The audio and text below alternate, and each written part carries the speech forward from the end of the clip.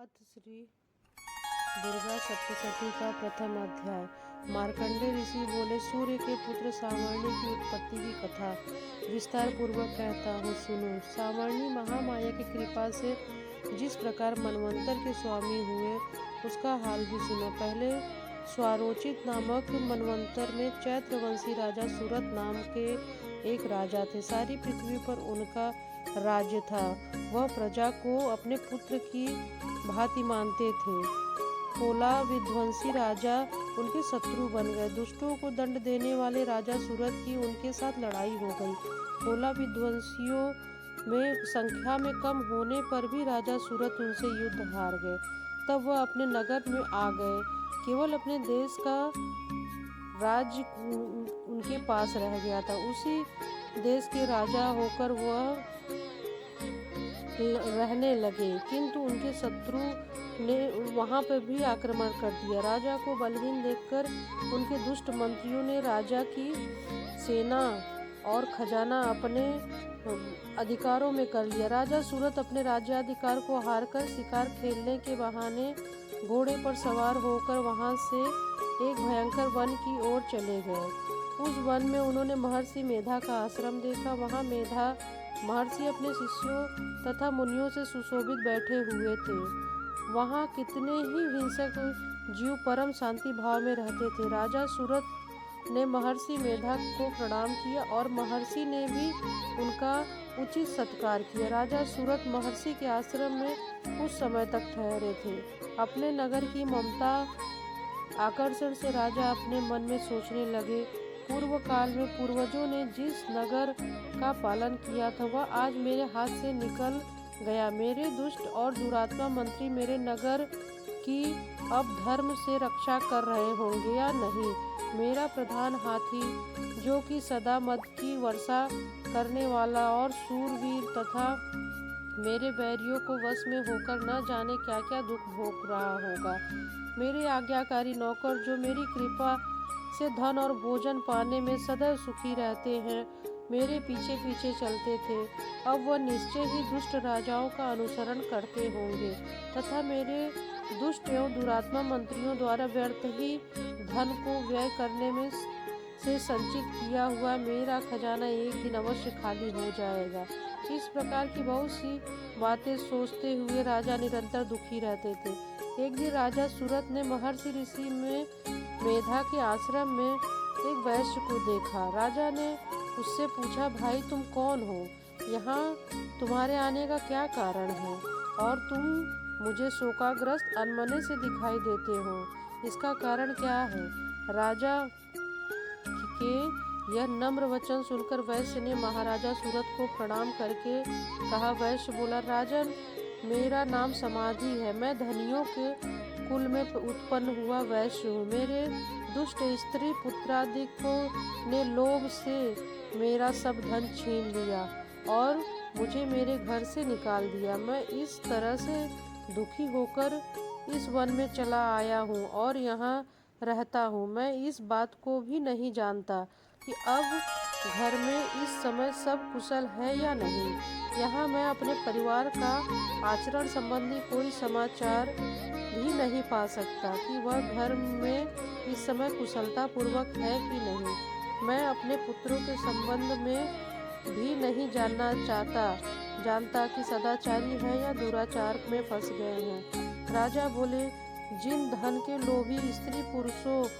ने तुम्हें घर से निकाल दिया, फिर भी तुम्हारा चित्त उनमें क्यों प्रेम करता है? वैश्य ने कहा, मेरे विषय में आपका ऐसा कहना ठीक है, किंतु मेरा मन इतना कठोर नहीं है। यद्यपि उन्होंने धन के लोभ में पड़कर पितृ स्नेह को त्याग दिया, मुझे घर से निकाल दिया, तो भी मेरे मन में उनके लिए कठोरता नहीं आती है। हे महामते, मेरा मन फिर भी उनके मोह में क्यों फंसा है? इस बात को जानता हुआ मैं भी नहीं जान रहा मेरा चित्त उनके लिए दुखी है। मैं उनके लिए लंबी लंबी सांसें ले रहा हूँ। लोगों में प्रेम नाम को नहीं है, फिर भी ऐसे स्नायुओं के लिए मेरा हृदय कठोर नहीं होता है। महर्षि मार्कंडेय जी ने कहा, हे ब्राह्मण, इसके पश्चात महाराजा सूरत और वैश्य दोनों मेधा ऋषि के आश्रम पहुंच गए और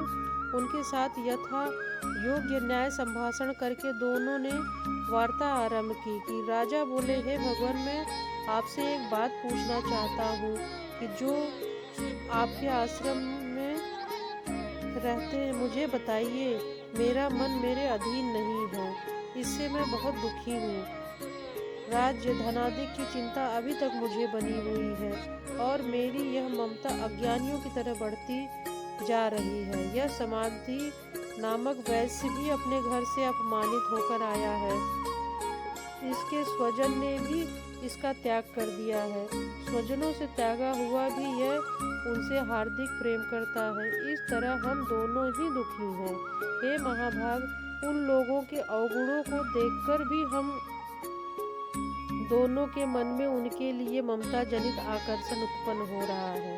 हमारे ज्ञान रहते हुए भी ऐसा क्यों है? अज्ञानी मनुष्यों की तरह हम दोनों में यह मूर्खता क्यों है? महर्षि मेधा ने कहा, विषम मार्ग का ज्ञान सब जंतुओं को है, सबों के लिए पृथक पृथक होते हैं। कुछ प्राणियों में नहीं दिखते हैं और कुछ को दिन में नहीं दिखते हैं तो कुछ को रात में नहीं दिखते हैं, परंतु कुछ जीव ऐसे हैं जो दिन और रात दोनों में देख सकते हैं। यह सत्य है कि मनुष्यों में ज्ञान प्रधान है, किंतु केवल मनुष्य ही ज्ञानी नहीं होता है।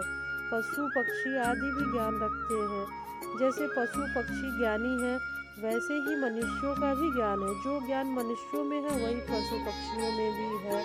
अन्य बातें दोनों में एक जैसी ही पाई जाती हैं। ज्ञान होने पर भी इन पक्षियों की ओर देखो कि अपना भूख से पीड़ित बच्चों को चोंच में कितने प्रेम से अन्न के दाने डालते हैं।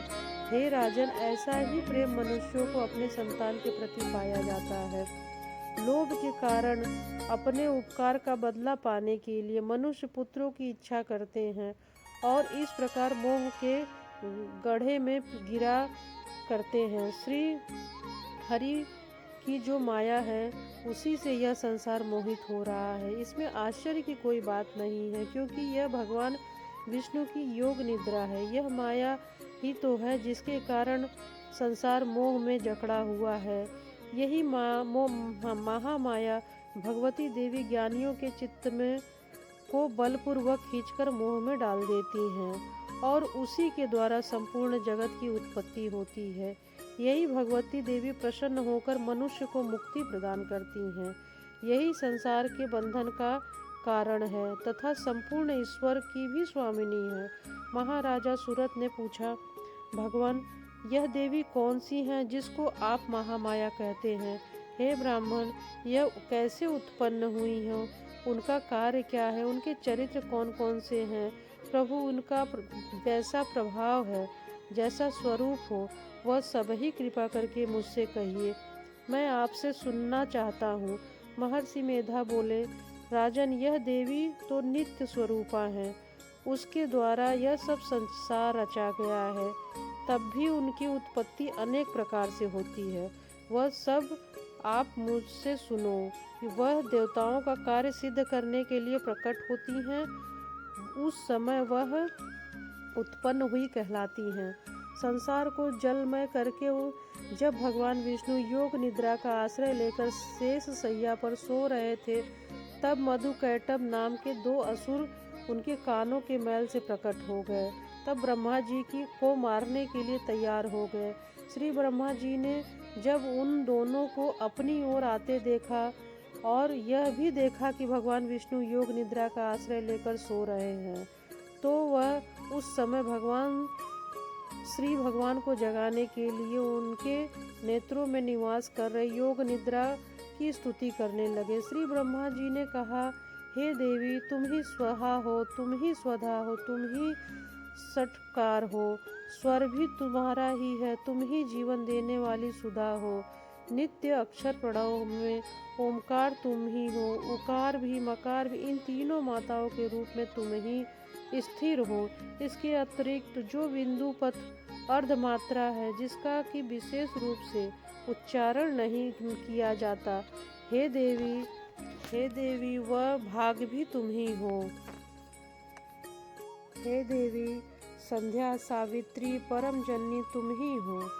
तुम इस विश्व जगत को धारण करने वाली, तुमने इस जगत की रचना की है, तुम ही इस जगत का पालन करने वाली हो और तुम ही कल्प के अंत में सबको भक्षण करने वाली हो। हे देवी, जगत की उत्पत्ति के समय तुम सृष्टि स्वरूपा हो, पालन काल में तुम स्थित स्वरूपा हो और कल्प के अंत में संहार रूप धारण कर लेती हो। तुम ही महाविद्या, महामाया, महामेधा, महारात्रि और मोहरात्रि हो।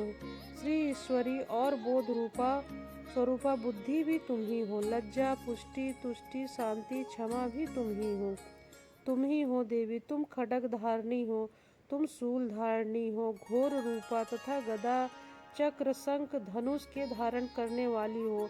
बाण, भुसुंडी और परिघ यह भी तुम्हारे ही अस्त्र है। तुम सौम्यतर हो। यही नहीं बल्कि जितनी भी सौम्य तथा सुंदर वस्तुएं संसार में हैं, सब से बढ़कर सुंदर तुम हो। पर अब सबसे परे रहने वाली सुंदर तुम ही हो। हे स्वरूप देवी, जो भी सत असत पदार्थ है उसमें जो शक्ति है वह भी तुम ही। ऐसी अवस्था में भला तुम्हारी स्तुति कौन कर सकता है।